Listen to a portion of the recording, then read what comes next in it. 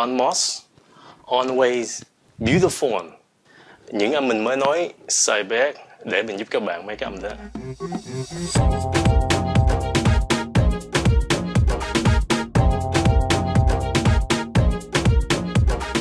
Ok, trong cái kinh nghiệm mình giúp các bạn tiếng Anh, nhiều bạn phát âm những cái âm mà mình mới nói các bạn sai, cho nên mình muốn bỏ thời gian một chút để giúp các bạn những cái âm đó. Chữ đầu là chữ almost. Almost, cái này đa số các bạn hay nói là almost, làm như có chữ N trong đó. Cái chữ A, L nó không có phát âm chữ N, on, nó là O. Okay, so O, almost. Okay, nhớ S phía sau nó almost. Okay, so ST là st. Mà khi mình nói nhanh là almost. Okay. Chữ kế phát âm cũng gần giống như vậy. Chữ also. So làm ơn đừng có phát âm là also nha. Không phải là also, nó là also. So nếu các bạn muốn cho nó đơn giản thì coi nó là cái chữ AL, nó là chữ O của tiếng Việt mình. O. Also. Almost. Chữ cuối là always. Always. Okay. Nào, nó không phải là always. Không phải là always, nó là always. So, again, lần nữa. On là không phải, nó là always. Okay, so, tóm lại. Almost, also, always. Okay, so câu ví dụ đầu tiên. I'm almost finished. I always eat lunch at noon. He also likes to read. Okay, so cẩn thận nha. Đừng có on. Cái âm này, mấy cái chữ này không có cái N trong đó, cho nên các bạn đừng có như vậy, phải xiên cái lưỡi là chữ O. Okay, O như vậy đó. Always, almost, also. Hai chữ nữa phát âm cũng tựa ba cái chữ trước hồi nãy mình cho các bạn. Cái chữ call với cái chữ for. Please đừng có bao giờ mà phát âm chữ con đó nha. Con, đừng có con.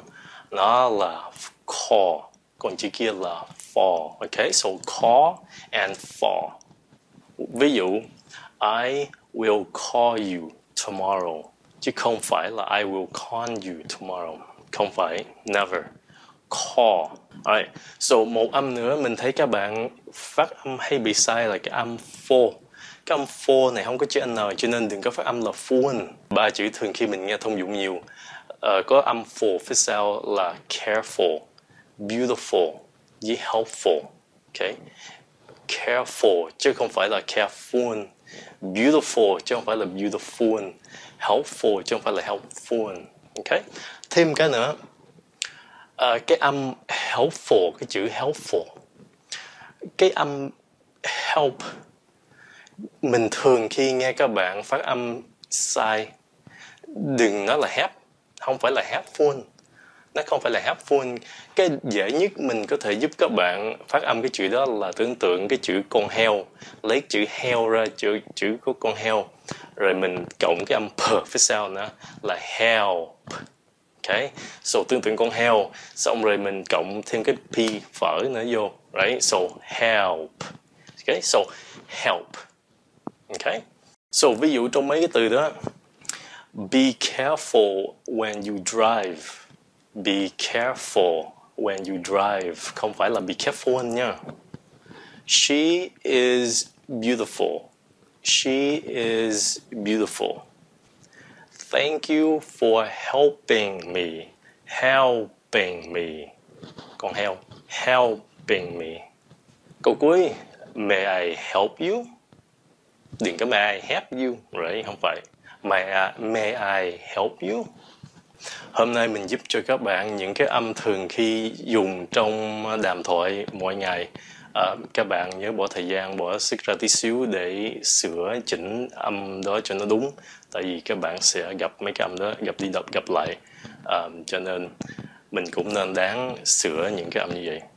Okay, so I'll see you next time. Bye.